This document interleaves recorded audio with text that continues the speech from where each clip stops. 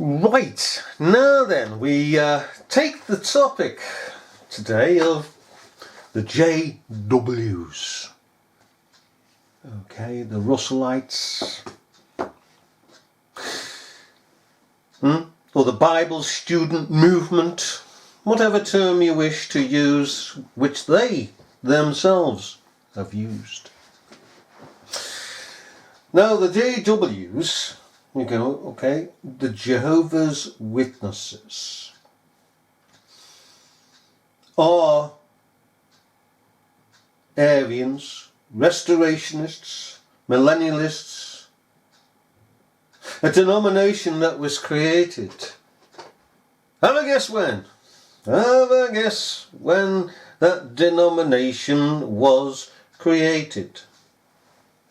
In the 1800s. That's when. In the late 1870s. Along with every other denomination that we are faced with today that came out of that period in time.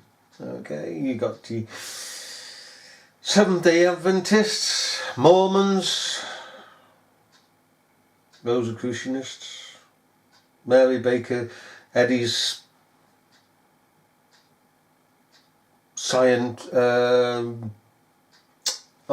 Christian Science, Quimbyism, you name it, you can trace it back to there. Even neo-evangelicalism, trace it back to there. Finney, Charles Grandison Finney, and his neo-evangelicalism, taking Arminianism and give it in a flowery touch with flowery words and expressions. Aye, indeed. Just watch them all come up. Turn this way, turn that way.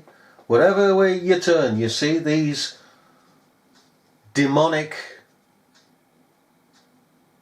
denominations that have risen up from the 1800s, the most satanic period in time. Totally satanic, with its satanic mills. The world was turned upside down. Satan was let loose, so to speak, for a season and a time. And everything that was sacred was under attack. Every foundation was destroyed. It was hell upon earth to live in that period of time. From, indeed, the end of the Puritan era, which is early 1700s, through to the 1800s, culminating in 1914 to 1918/1919 war, First World War. And then of course it carried on until we got the Second World War, and so on and so on and so forth. Things now of course have been sanitized.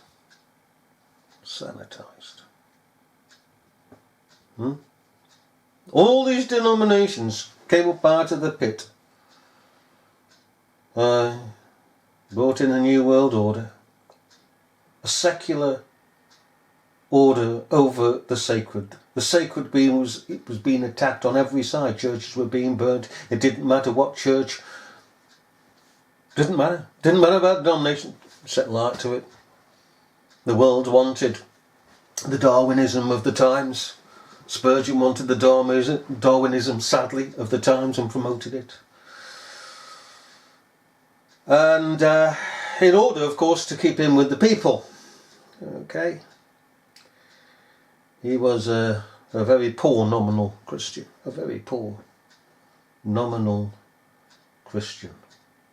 And of course, within that realm, we have that new evangelicalism. Okay. And it set up the Spurgeons, the Tozers, the Moody's, the Finneys, the Irvins, the Christmas heavens, all as idols for people to worship, follow, and to be like, and wish for themselves that they were like their idols. And it goes on today. And when they're challenged, they come up with the old popish explanation, reason, excuse.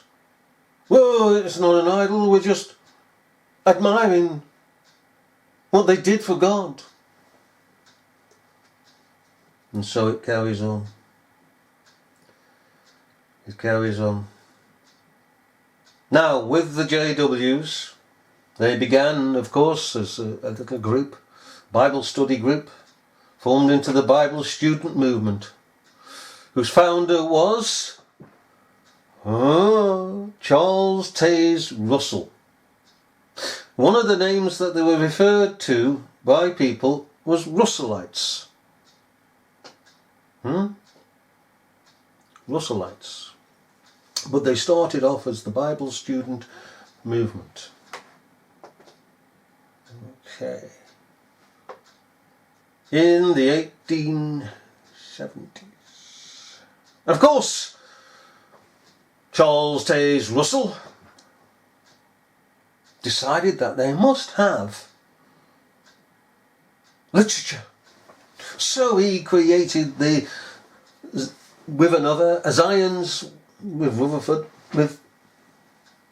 Zion's Watchtower Tract Society. Note, Zion's Watchtower Tract Society. The term tract was a new term. A term that was brought about through Charles Grandison Finney, that heretic of heretics, who saw the likes of the campaign movement, political campaign movement, Andrew Jackson, okay, who would dress down to impress the people, that he was one with the people, you see. And they were giving out tracts, vote for Andrew Jackson, vote for Andrew Jackson, he'll virtually make a paradise on earth out of this hell. Absolute hell that people were going through. And Finney copied this, and he had his own gospel campaign for vote for Jesus. And he had his tracts, vote for Jesus, not for the devil. Okay. The Tract Society. And this was indoctrination to people. These tracts, you believe the tracts or you didn't believe the tracts. And if you believed the tracts, you're welcome. If you didn't, you were anathema. Maranatha.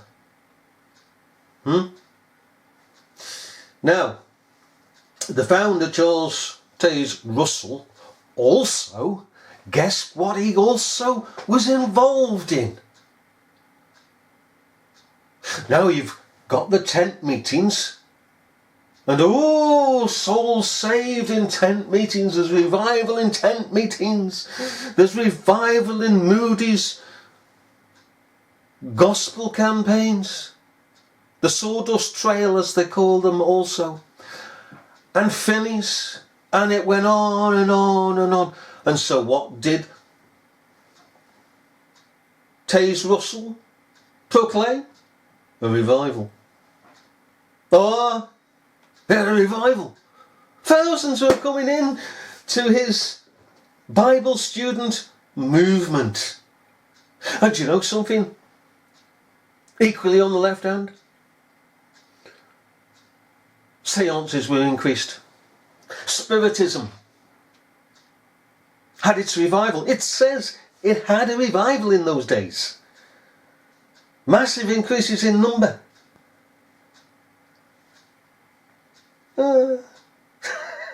People were fleeing in every direction to find solace. Remember, the world was quiet, comparatively quiet, until the Industrial and Agrarian Revolution that began in the early 1700s. People would just get up in the morning, there'd be just the normal noise, which basically was quiet in consideration to the hell that they eventually woke up to.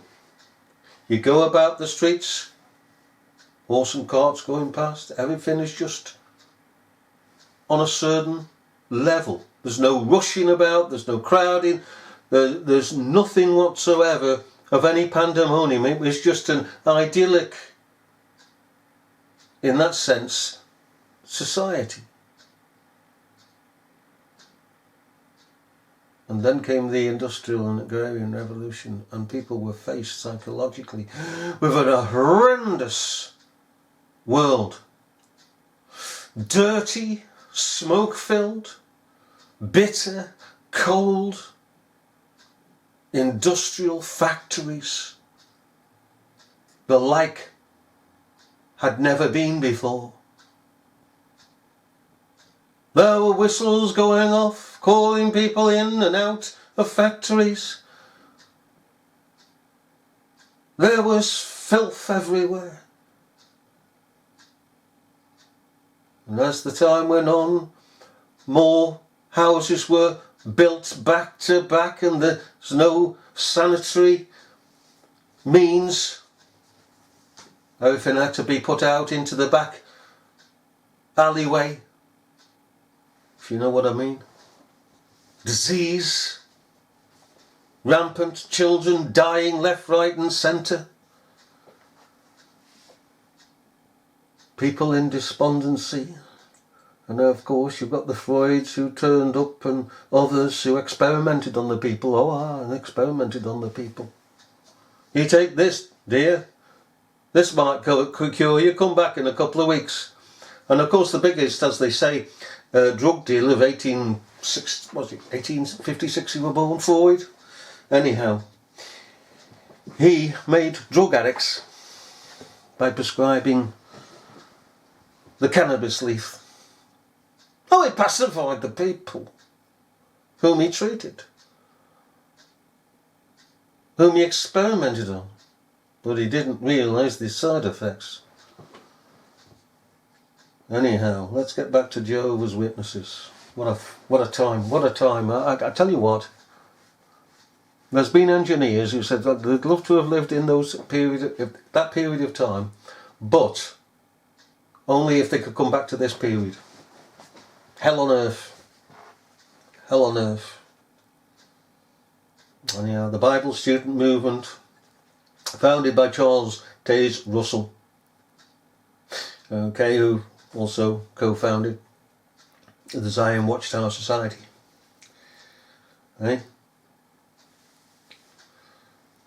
He made a great deal of his newly founded religion of the pit, and of course imitated everybody else around him. Revivals, we've got a revival. And he went on campaign trails. He just didn't sit in one place. He went on the campaign trail, the Sawdust Trail. And there was meetings, and he got people there committed to the Bible student movement. Now after his death, because we're going to be brief on this, we could go on and on and on forever. After his death, of course, Joseph Rutherford split the Bible student movement. You see, he came in and split it. He didn't found it. He came in and split it in his time. Darby did the same. Darby isn't the father of and founder of the Brethren movement. Oh, no. He joined it and then split it. And he made a closed Brethren. And the open Brethren went their way, and the closed Brethren under Darby went the other way.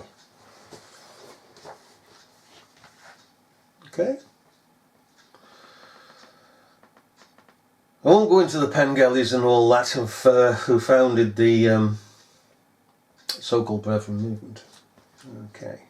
That's another day, another story. But after, I was just thinking there, It's terrible, isn't it, when you come to those times? I was just thinking there of the Mormons, wasn't it? They split.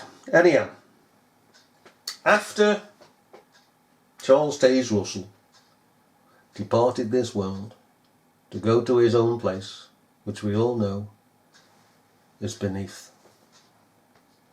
into the hell of hells, passing from the kingdom of hell that he was in to the very hell of hells beneath that.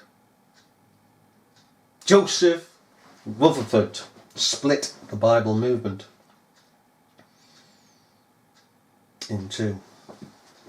Someone went one way, some went the other. Alright. Now then, before we get back to that, the JWs do not believe in blood transfusion. And they take what they take from the scriptures, misinterpreting the scriptures, like all blackguards do, like all devils do. No blood transfusions. So up until they actually got blood created, as it were, because you can get blood now that is not blood, it's created in a laboratory. Before that, of course, if anybody severely cut themselves, they'd die, except if you were an elder or one of the hierarchy. You know, you'd be safe. You'd do it behind doors. Okay, they don't believe in Trinitarianism, that God is in three persons, the blessed Trinity. Oh no, they believe that God is God, which is correct. But then Jesus Christ is not the only begotten Son of God. He's not God of very God. He didn't, that is, God contract to a span and to become man, the mystery of godliness.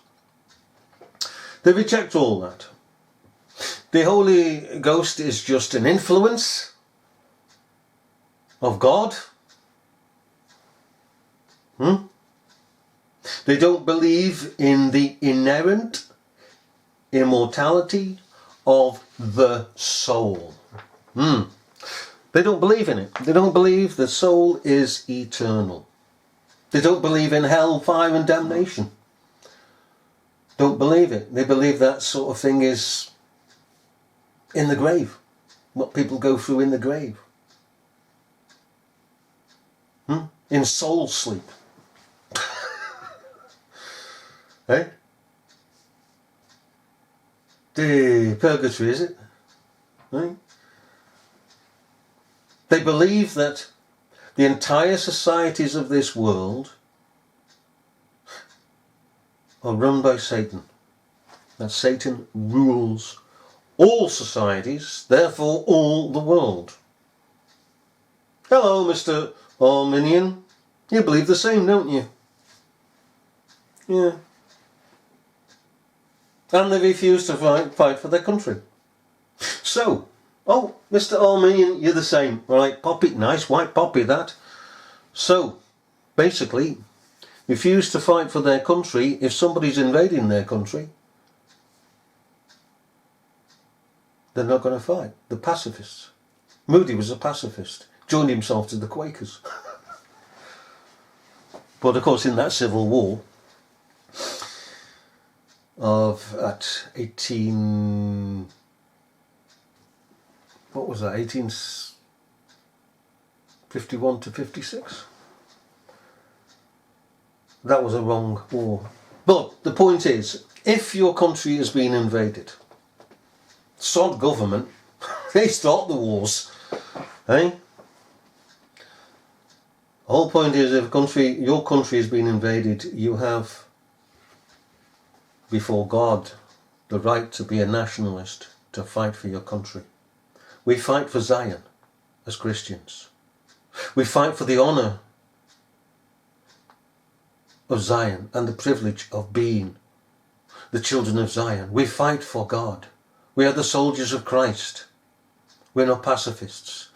If Adolf Hitler were fighting the world fights back.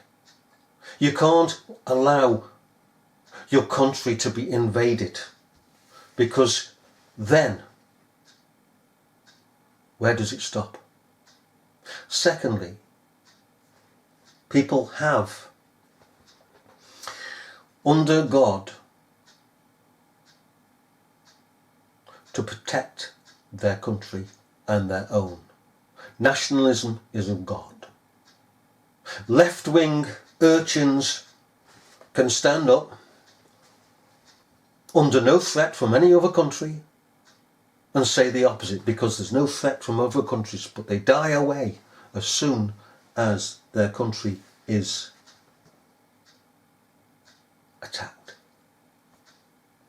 Well, they try it in the midst, but they're afraid. There is not that amount of noise from them.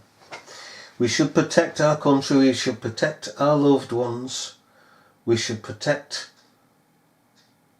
the innocent from the aggressor. That is laid down in Scripture.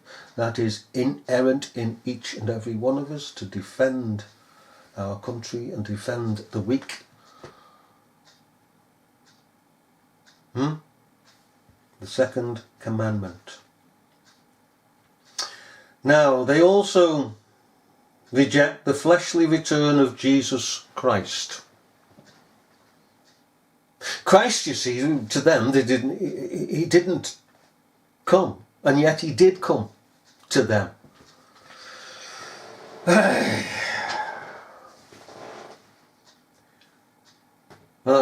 they